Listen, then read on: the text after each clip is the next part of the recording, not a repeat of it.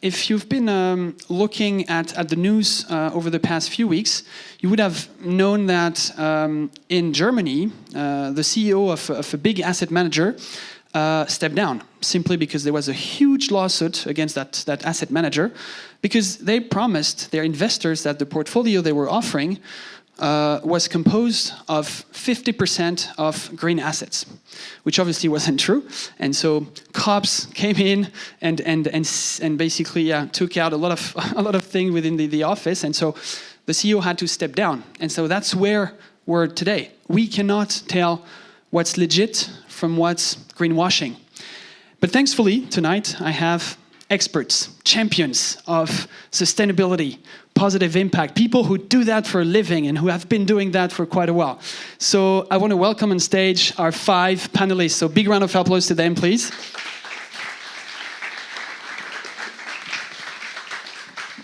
And so we'll start with, obviously, a quick intro about yourself, what you do, and your company.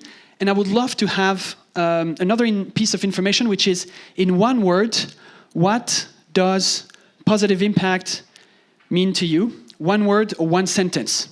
Okay? Can you pass? Yeah, I need to hold on to the mic. Yeah. Thank you, Venetia. Okay, I get to start. So thanks everyone for joining us today. My name is Jeffrey. I'm one of the partners and directors at Chemistry. We are a B Corp certified design consultancy focusing on planet-centric design. Primarily the work that I do is looking at transformation. And in terms of one sentence for impact, for me, impact is the acknowledgement of what is impactful for the person sitting beside me. And so, yeah, take that as you will. Thank you. Thank you. Hi, my name is Rob. I'm from EDPR Sunseap. I'm the head of Marcoms and Sustainability here. So the company is founded in Singapore by 2 founders, and recently we were acquired by a Portuguese company called EDPR. So we are in the space of renewable energy. We develop solar PV systems across, and also with EDPR we've got wind turbines as well. So positive impact to us is basically being able to provide clean, affordable energy to everyone. Thanks, Rob. Fantastic to be here. Thank you, everybody. My name is Sean. So I'm the Director for Business Development and Partnerships with Unravel Carbon. So we're a relatively new tech startup looking at decarbonization for enterprises, their supply chains, and looking at businesses, in particular in Asia. We actually recently just closed the largest seed round for a tech company in this sector, back with Sequoia. And the reason for that is we effectively are taking the challenge of decarbonizing businesses and measuring carbon emission profiles from taking up to a year. We do it in and around 5 to 10 seconds, with some really amazing algorithms and logic and things like that. So we're impact focused out the gate by nature, by DNA, through technology. So I'm really, really proud to be a part of this.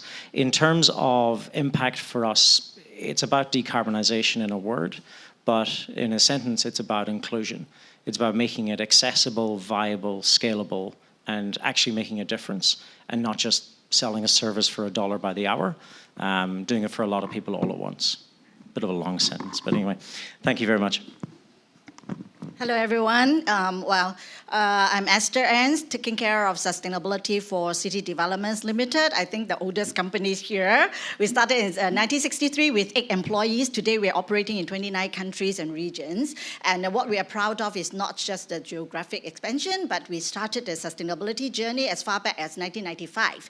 At that time, of course, we didn't know about global warming and all that. We just feel that the negative impact of building sector. And that's what when we established the ethos of conserving as we construct. And fast track to today, just conserving is not good enough. We have actually pledged to net zero last year, and also at COP as well, look at the whole life cycle. Positive impact means, to me, I'm a big fan of triple bottom line. To me, it's like maintaining profitable, not at the expense of the planet and people. Thanks, Esther. So hi, everyone. My name is Elaine. I'm from Zulik Pharma. Probably not really some name that you've heard before. We might beat you. We're 100 years old. Yes, but a bit newer in sustainability, of course.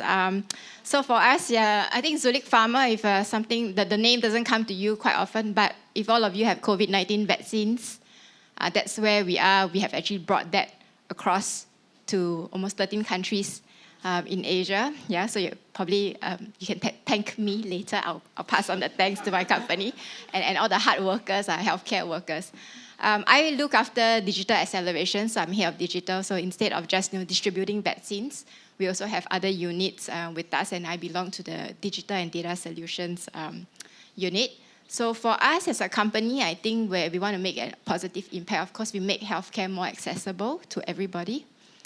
And where I would say my personal positive impact, really valuing the time I spend in healthcare industries, is protecting patients who cannot make decisions for themselves. So that's where we are today.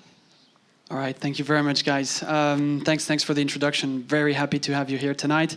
The first question, and I'm going to ask you, all the panelists, so you can keep the mic, and we'll start with you, Elaine. Is today we have big organizations, we have smaller organizations in terms of size, and some of those organizations, they were born with a pledge for the planet and for the people, and some other organization added that while on course.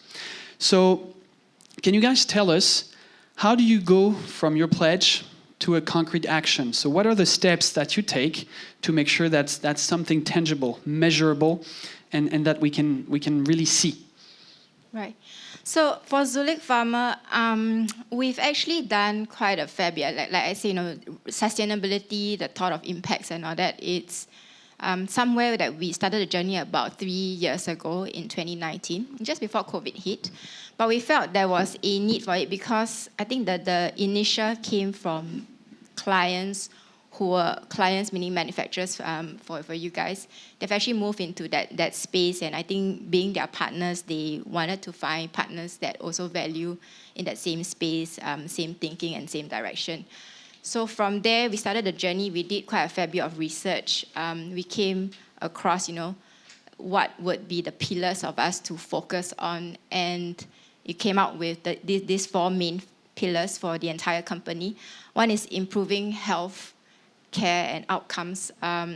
So with us, even at the digital stage, we had the traditional patient support programs where we would bring medication and all that, and then support patients, even financially and all that, to make it easier for them to bear. But how do we layer all this? Because delivering to the patients the products in a more efficient way. And we even have, I think for our digital solutions, we came up with an easy vac. So think of it like patients being able to schedule their vaccination programs, be it whether it was COVID-19 vaccines or any other thing, and working together with the healthcare organizations, meaning hospitals and pharmacies or vaccination centers. And that actually helped to reduce wastage. And all of you would probably remember that your COVID-19 vaccine certs are on an app. So similarly, the EasyVax actually has that in place. All in all, I think that gave quite powerful decision-making, inventory management into the ecosystem. We also have then, respecting the environment, meaning reducing carbon footprint and all that. And where we are, of course, we have a big logistics arm to this whole matter, and reducing the carbon emission with electric vans, motorcycles, etc., and all that. That's in mind, solar panels and all that, to keep us more sustainable. We've also started other digital solutions into removing paper. So also getting our industry on board with it, which HSE putting forth as a regulation that product labels, for example, in Singapore, will be gotten rid of. They will be replaced just by QR codes, and then we get all this information, so on and so forth. Self-ordering system for the doctors and hospitals to order, that actually reduces the time needed, reduces the space needed, giving the sales rep also more time to then focus on quality information given down to our HCPs. And we do have apps that we call it Easy Health, so it's like a Grab app. All of you will be more familiar with that. That inside it has powered by different modules, including teleconsult, ordering your lab tests and everything that will be delivered to you. So there again, reducing that carbon emission. And in terms of the integrity space, because quality is utmost important. Imagine your COVID-19 vaccines are not in the right temperature. So we do have cold chain monitoring to ensure the quality aspect of it. Because if not, once it goes out, temperature excursion, probably it's not going to be recommended to be injected anymore. The whole thing will be wasted, and you have to remove those out. And we hold very close to our hearts to make sure that counterfeit products or illegal diversions we help to combat that. And we work very closely with Interpol, layering also our Easy Tracker app to track every single product that we have in the space that will be layered on with this digital ID. To be able to ensure that we know and track and trace where the thing are. I think one of the comments probably is the supply chain reporting. So where is it at every stage of the journey into the downstream, into the hospitals, and ingested or administered by the patients at the end. Yeah. All right. Thank you, Ellen. That's a lot, yeah, but thanks for all the details, yes. Esther, what about you? Okay, I joined the company in 1995, and I got the job because I said to my boss that, building sector can, sometimes cause negative impact first before you construct. So he said, okay, you are hired to change it. I'm like, oh, okay. So being a newbie in the construction industry, so the 4 words have the pledge of conserving as we construct became our corporate ethos. And fast track to today is really, much more relevant today than ever. So that was the first pledge, 2015. And then after that, in year 2000, we pledged to build green. Green building is our really bread and butter. And then after that, we also learned that, hey, there's a UN Global Compact, the 10 principles. So we became the first, one of the first actually signatory with UN Global Compact. And, then after that, 2008, we actually is really a changing point that we issued the first sustainability report. And I think if I can borrow the WEF CEO's wisdom, he said, getting sustainability reporting right, sustainability will follow. So, which is very important because you can't manage or you can't identify gaps if you don't measure. So, sustainability reporting did just that for us. So we became very calculative, looking at all the energy, performance, waste, and water, and all the impact. Because if you don't measure, you can't manage. So since then, we really learned, and then fast track to 2021, we pledged for net zero, February. But at Glasgow, we actually joined very few companies actually to pledge for life cycle, the whole life cycle, and looking at not just scope 1, scope 2, but also scope 3, embodied carbon. That will means that we have to measure all our supply chain, because their footprint is my footprint. So I was saying that, sustainability people has to be very calculative, every single, footprint counts. And, but of course, sustainability reporting is very important. You need to externally assured. And when we say we pledge for net zero, we also have to adopt, global standards. So we actually adopt the World Green Building Council, the framework, and not just like pledge and then by 2050, I tell you, right? So every year we have to come up with an annual sustainability report to make sure that we are on track.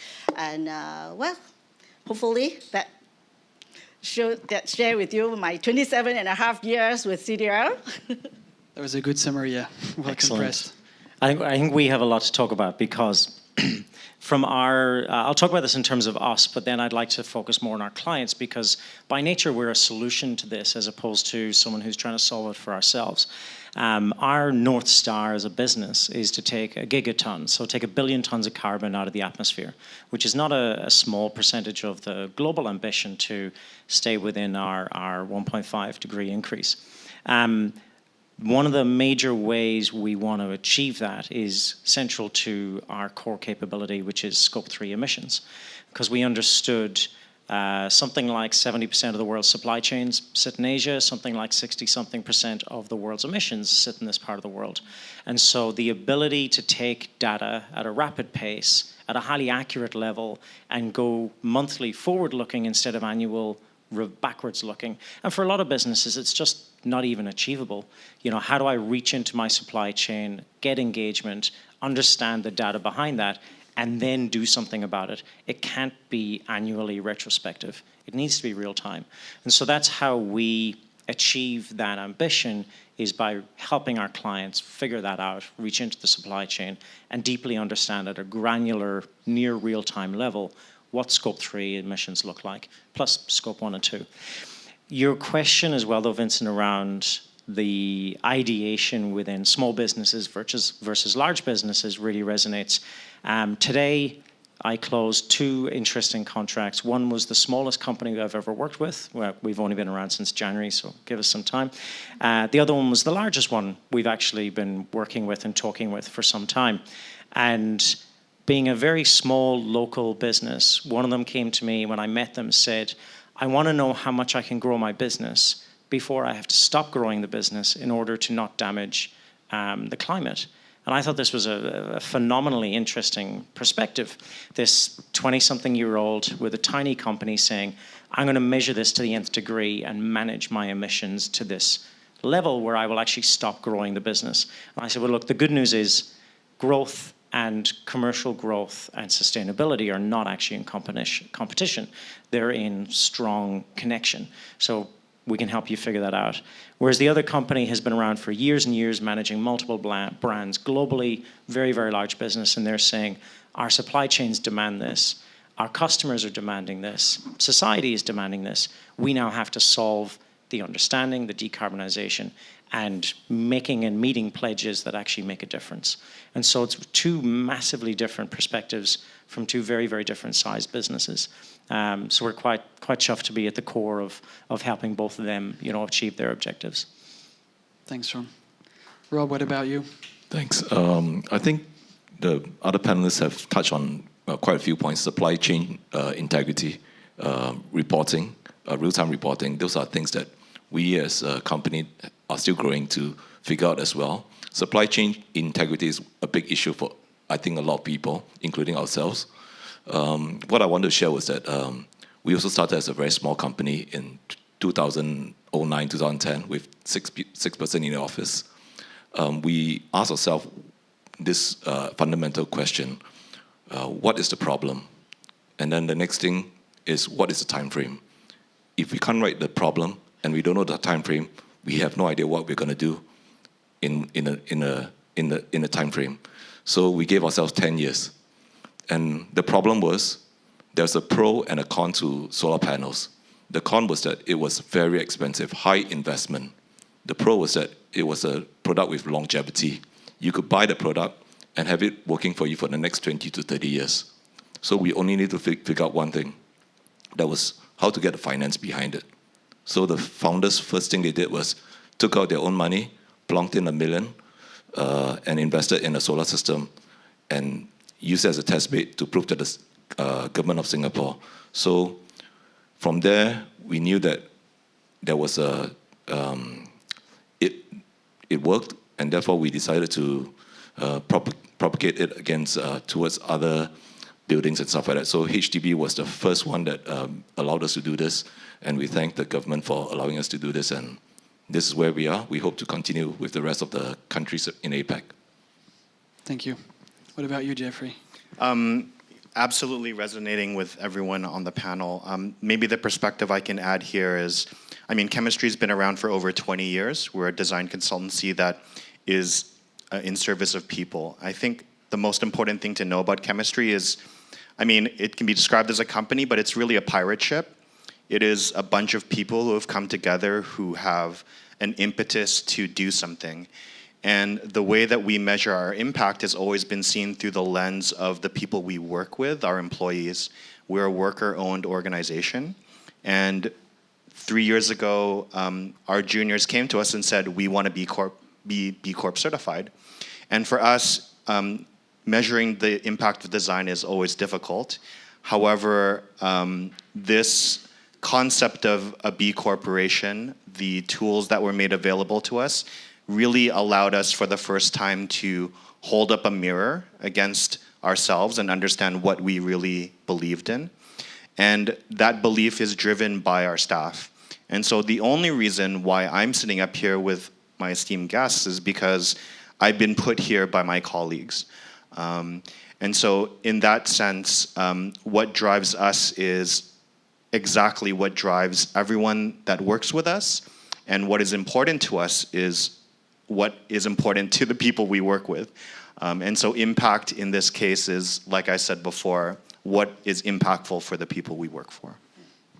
Thanks, Jeff. Yes, no, very, very aligned with what you guys shared. Here we have some MNCs and SMEs, obviously. I would like to ask you, Rob, you've been, as you said, you started 6 people about 13 years ago. Now you've been incorporated, you've been embedded in a bigger organization.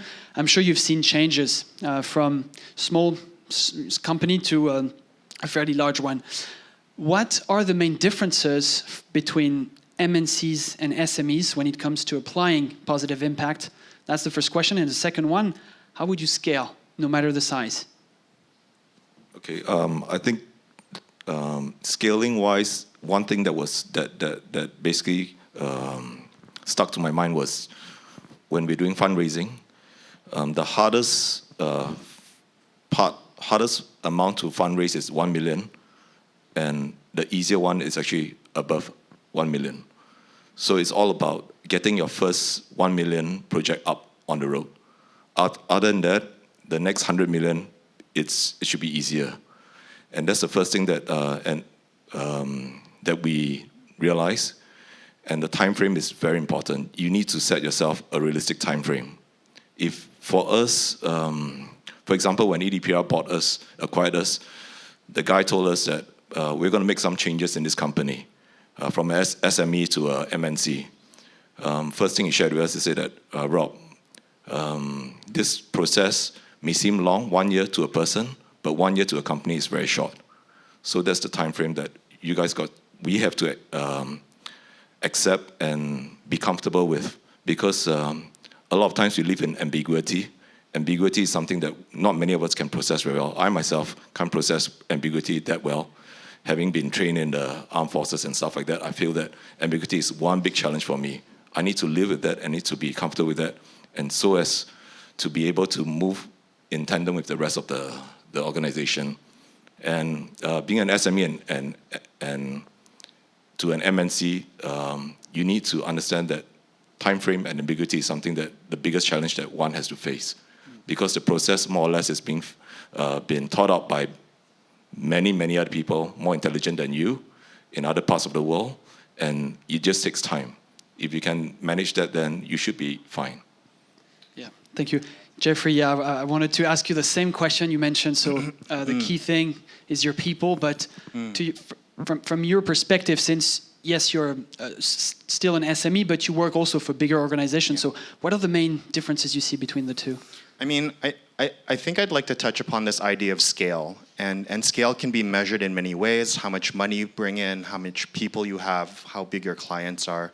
I think when we talk about the challenges that we're facing now, just like there's no such thing as the sole genius, and how genius comes between cognitive diversity and your team's diversity in reality.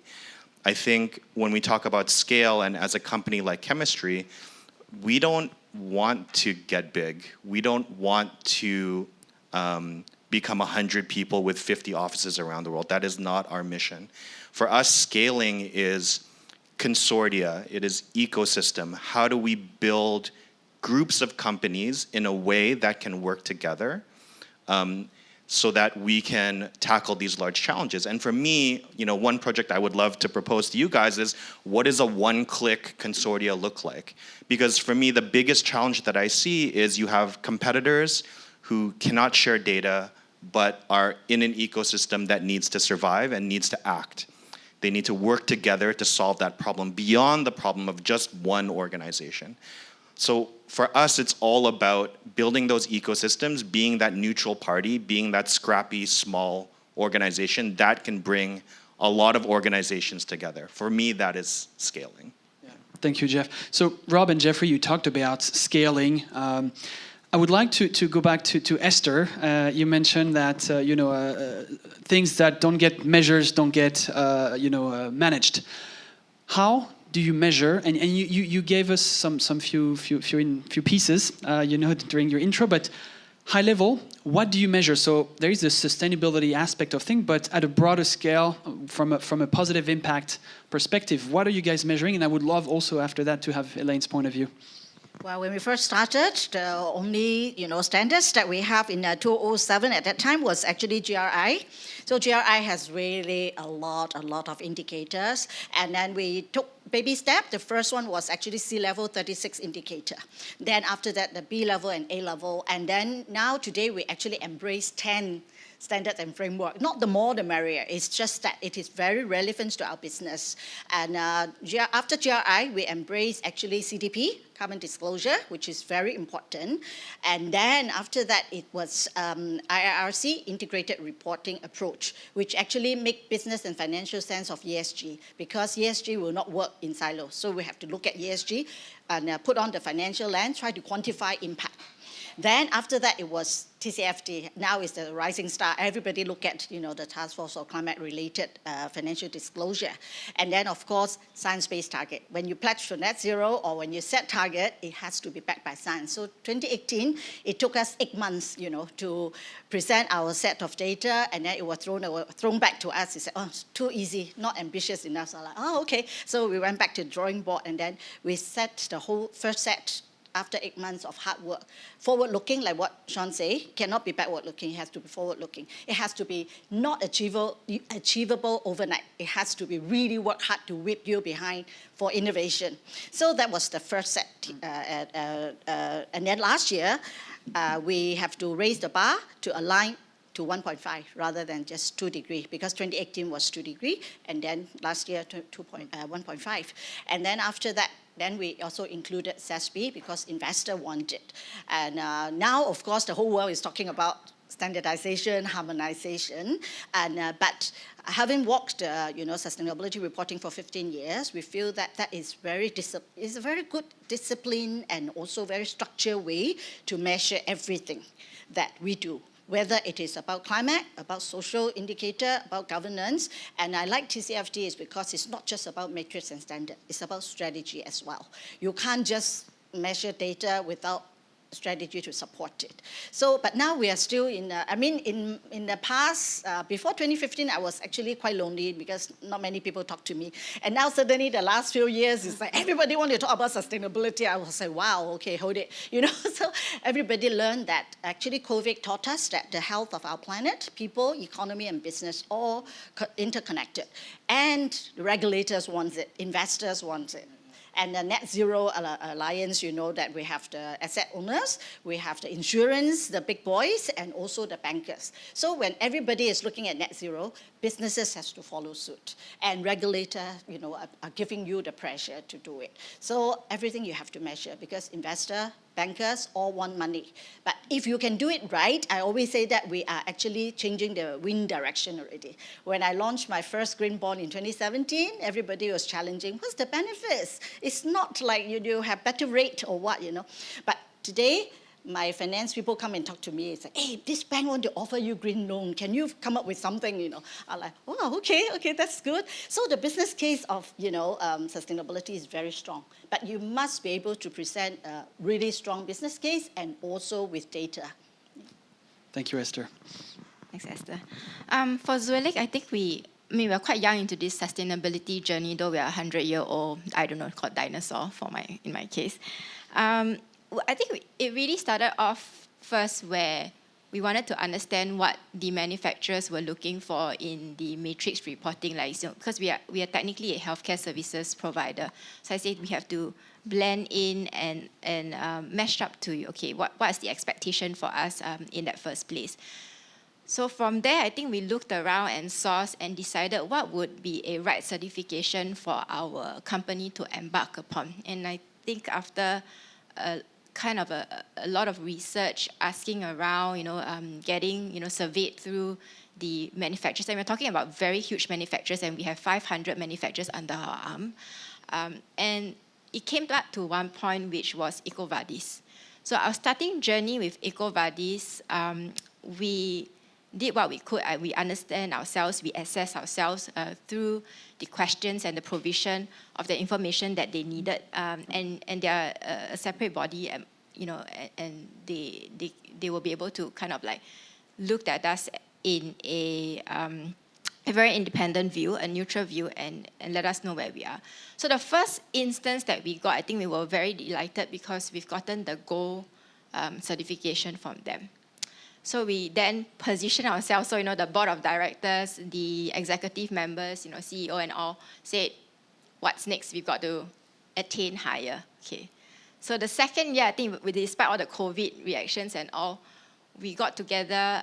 It's a huge thing because there's different pillars of areas that you are looking out for. There will be procurement space, there will be human resource on modern day slavery and all of that, and then quality as well as the integrity aspect.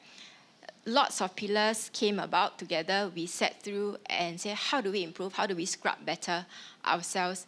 And was really in motion because that team really bonded despite us all had to be working through screens.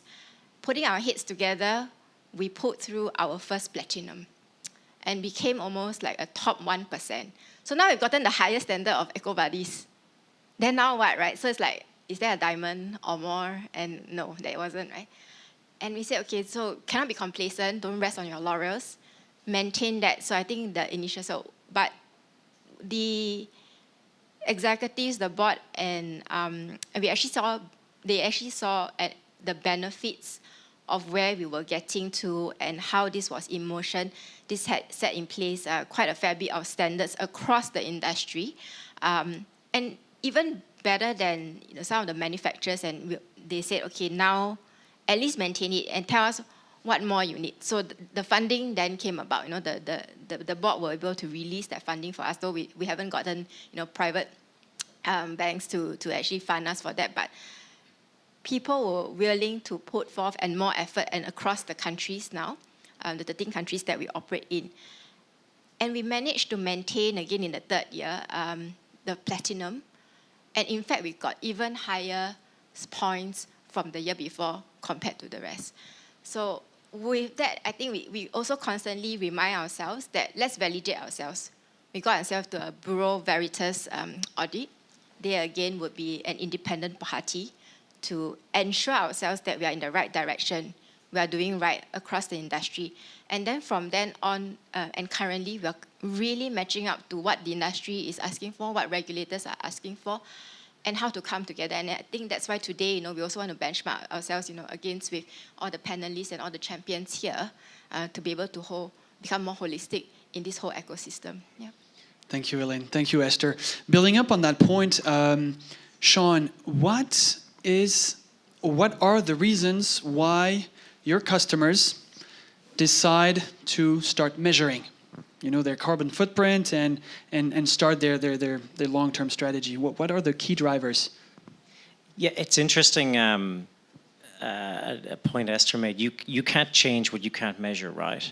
And so we have companies coming to us with, we think about this in terms of pain almost. Have I tried? Have I thought of it? Is it just like a sporadic, we're going to do this decarbonization thing because it's cool at the moment? Or is it more central to business strategy to say we want to participate in this journey and do something right for society and for the climate? And so we're seeing a lot of different attitudes coming towards this challenge. What we're seeing a lot of is the demystification of pledges and the stripping back of consumer and society's understanding of what's behind greenwashing. People are getting smarter. And it reminds me, we have clients now that through the application of our platform, they're talking about, I'm going to define the emissions profile of this thing that I make, and I'm going to tell the market this thing is better than that thing because of that. And that has to be live, real-time data, genuine, verifiable, scientific-backed data that drives that proposition, because it's a big call to make. That said, it makes me think that low carbon could easily become what fat-free was in the 70s, 80s, and through to the 90s. And so it's a way to help companies take that step, but not fall into the pitfalls of BSing their way through it, And so those businesses that are talking about decarbonization, they're talking about pledges, they're talking about net zero, they're talking about neutrality, emissions reduction. There's a lot of different labels. And so what's driving them, as I said, is people's understanding of the labels that aren't genuine and that aren't actually tagged to real outcomes that benefit society, and those other claims that are just kind of for the sake of it. And so that's what we find is driving a lot of people to us. And two of the most amazing ones was, to me personally, was that very, very small Singaporean company this morning, the smallest one I've dealt with. And the other one was a pretty large multinational, but not actually operating in Singapore. And they're under their consumers don't seem to be really clicked into it just yet. They're not listed in a market that's forcing them to disclose. And they've come to us and said, no, we want to really invest in this. We're going to get this right. We want to genuinely fully decarbonize.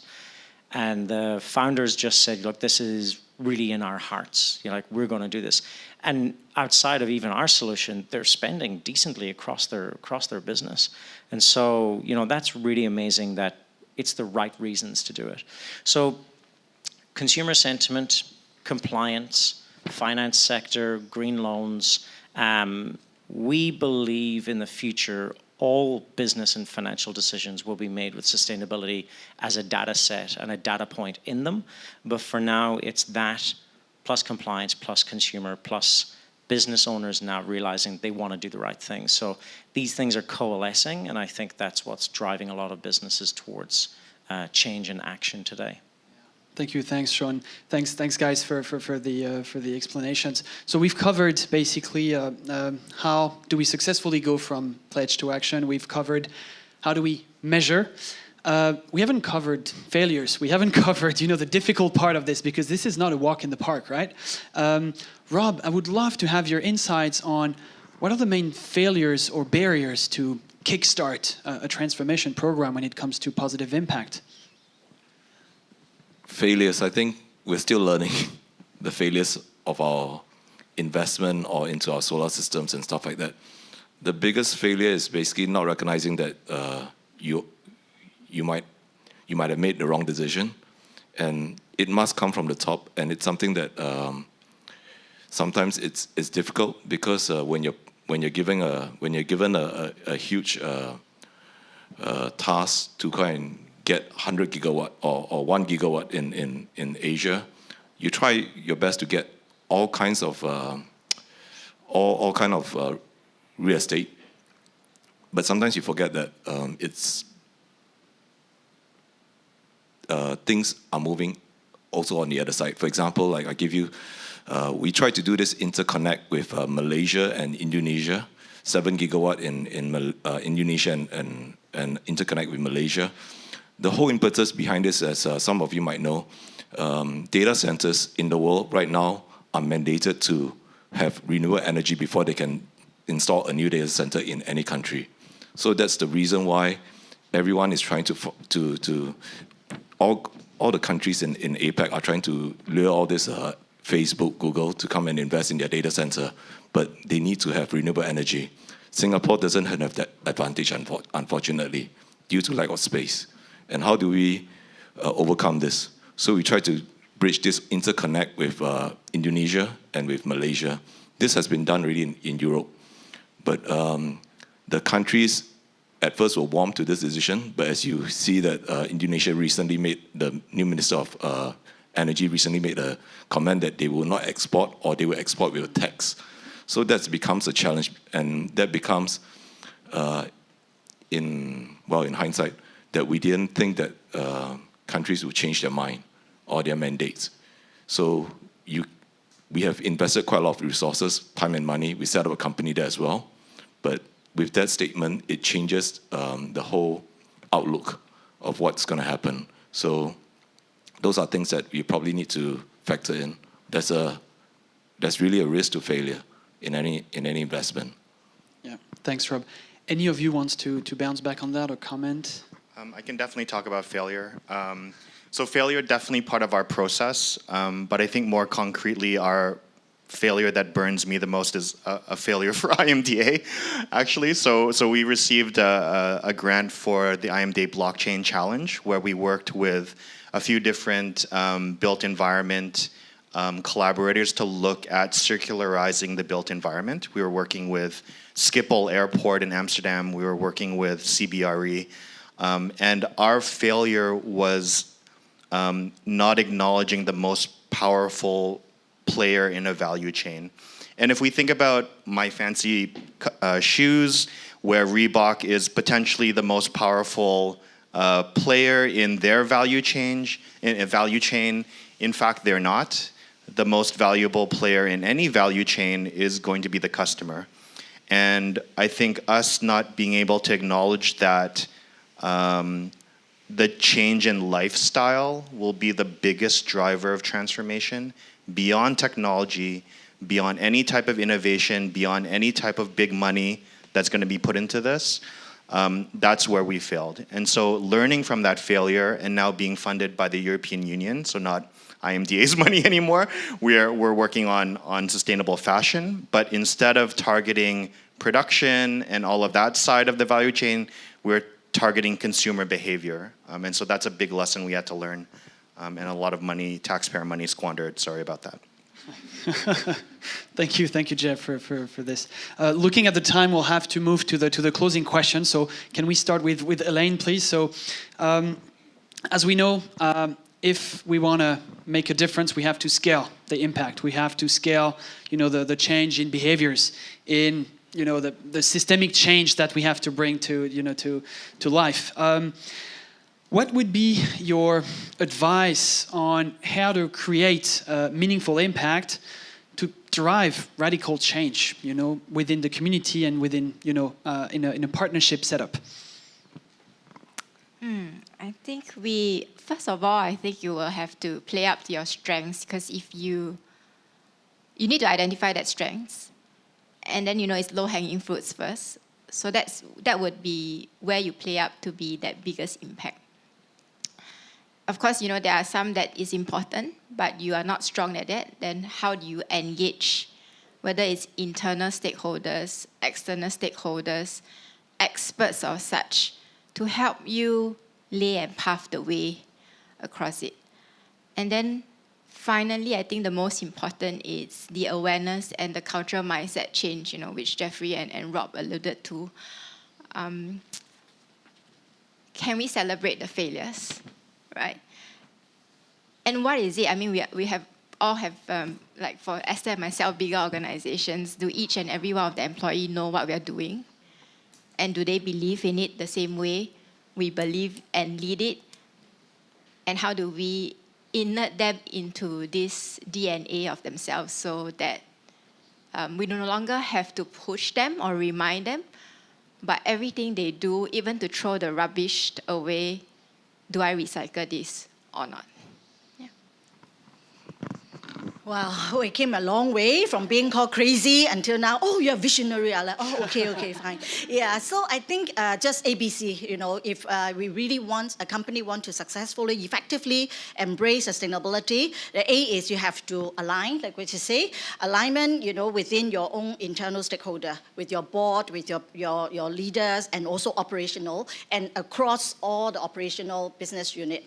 So align with global goals, national goals, and also overall business strategy. You cannot work in silos. So alignment is important. B, you have to prove it is business case. Then you will get the support, the mandate, the business, the resources that you need to drive the change. Then C is many things, Collaboration is very important. And in Singapore, 99% of our economy is actually SME. For developer, we are maybe the big boy, but we rely on the whole value chain, whether they are the architect, contractors, subcontractor, supplier, we have to embrace everyone. So apart from business, we also set up, we have the Sustainability Academy, we have to, driving change in the mindset is very difficult, the most difficult. Yeah, so the A, B, and C, and of course, business case is very important. When you can prove it, the ROI is there, then you will get the support. Yeah. Thank you. Yeah, so it's interesting. I was fortunate enough to be one of the first 5 people, I think, on the 10th of January. We're 35 now, so a bit about internal scale where we're going through that. But, you know, I've previously been with Xero, the cloud accounting guys, and, you know, that went from about 100,000 customers to 3 million in the time that I was there. And while my focus then wasn't on impact or sustainability, but the business had a lot of really positive things they were attempting to do for its people and generally for community. And our CEO always said this thing around culture eats strategy for breakfast. And I think it really connects in with what Esther was saying around the ABC piece. You know, tethering it back to what we're doing today, the clients we're talking with, the strategies they're trying to employ, if it's not led from the top, it's not going to happen. But if there's no strategic line of sight through to the common understanding of people actually in the business, then it's also not going to happen, or it's going to fall over. And if there's not a realization or a conversion from strategy and vision into what it means to people in a day-to-day thing, even if they believe in it, they won't do it because it's not easy and it's not relatable. So I think that's something I've seen a lot of with the clients we're talking with now. Yeah, it's been interesting. Thanks, Sean. What about you, Rob? I think for any business, SMEs or MNCs, the first thing, going back to my original part, was define the problem. The problem back then was clean energy was expensive, but does it need to be expensive? Just like right now, I ask myself, I want organic food, but why is organic food so expensive? Does it need to be expensive? And then set yourself a time frame. Can I bring down the cost of organic food in 5-10 years? Thanks. I guess I'll end with, I mean, in 2018, we were asking our clients to look at circular business models to apply circular design principles, and they looked at us dumbfounded, like, what are you talking about? And that made us rewind a little bit and think about, okay, our initial impact, as small as we are, is going to be, telling the story and teaching what sustainability and circular economy, circular design, sustainability is all about. And to that effect, and as much as I don't want to be a trainer or a lecturer, to that effect, we've partnered with all of the IHLs, the local universities. We've built out courses on circular economy, on circular design principles, circular leadership. And that is, for us, the way to move forward is we need to teach our clients what this is about before we can start proposing work to them. And that's just the nature of our work, dealing with clients. And so that transformation, any change management expert here will know, is at that knowledge transfer piece, and that's where we are currently, building out that acumen to teach our potential clients what it is, your potential clients what it is, and hopefully move from that point on. Thank you, Jeffrey. Thank you guys for the insight, for the piece of information that you shared.